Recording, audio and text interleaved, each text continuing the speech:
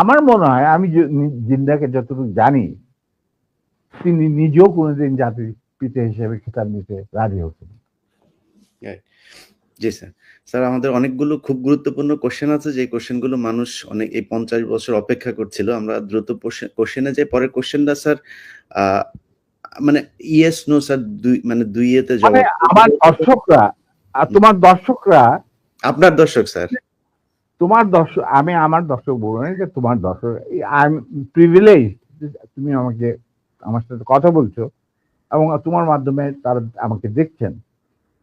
আমি বলবো যে আমি দর্শকদের সোজা কথা বলতে চাই যে আমি ব্যক্তিগতভাবে জাতির পিতা, জাতির ভগ্নী, জাতির জামাই এই সমস্ত কিছু বিশ্বাস করি। আমরাও করি না স্যার, বাংলাদেশের মানুষ কেউই করে না এটা। যাদের বোধগম্য থাকা উচিত, জাতির পিতা যদি বলতেই হয় তাহলে বিশ্ব মানবতার পিতা হচ্ছে আদম আলাইহিস সালাম। এটা কেউ অস্বীকার করতে পারে? তা আমার কথা হচ্ছে, তোমরা উন্নত দেশগুলি থেকে তোমরা গণতন্ত্র শিখে আসো, তারপরে মানব অধিকার শিখে আসো। এগুলি কি নতুন করে শেখার কিছু আছে? আমাদের কোরআনের মধ্যে এই সমস্ত নাই? তারপরে বিভিন্ন ধর্মগ্রন্থ থেকে এগুলি নেই? তারপরে ওই সমস্ত দেশে কেন জাতির পিতা থাকে না? ওইখানে কেন জাতির মাথা থাকে না? আমাদের এখানে কেন থাকতে হবে? ইন্ডিয়াতে কে জাতির পিতা? হু ইজ জাতির পিতা অফ ইন্ডিয়া? বলো তুমি আমাকে। দেয়ার ইজ নো জাতির পিতা। হু ইজ জাতির পিতা?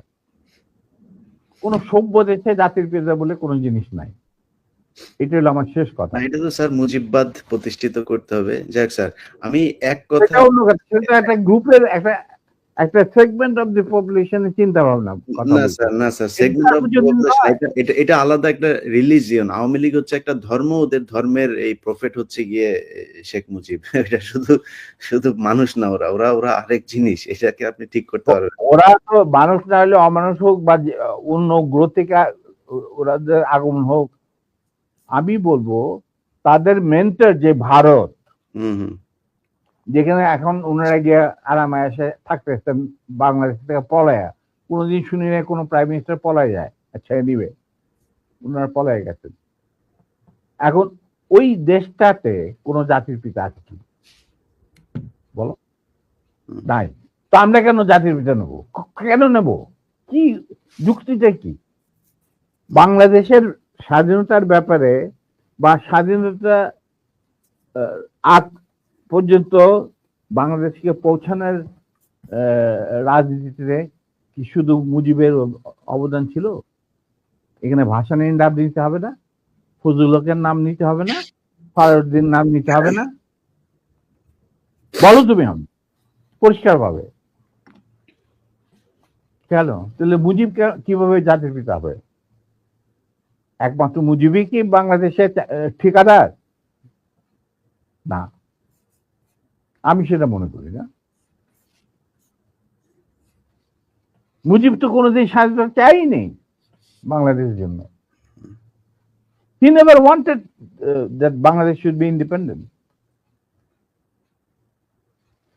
আগরতলা ষড়যন্ত্র মামলা টামলা এই সমস্ত আবল তাবল কথা বলে, কিচ্ছা বলে।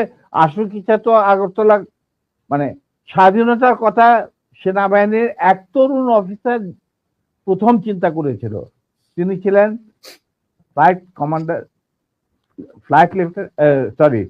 Commander ওয়াজেম Hossain, Pakistan নেভির চৌকুশ officer.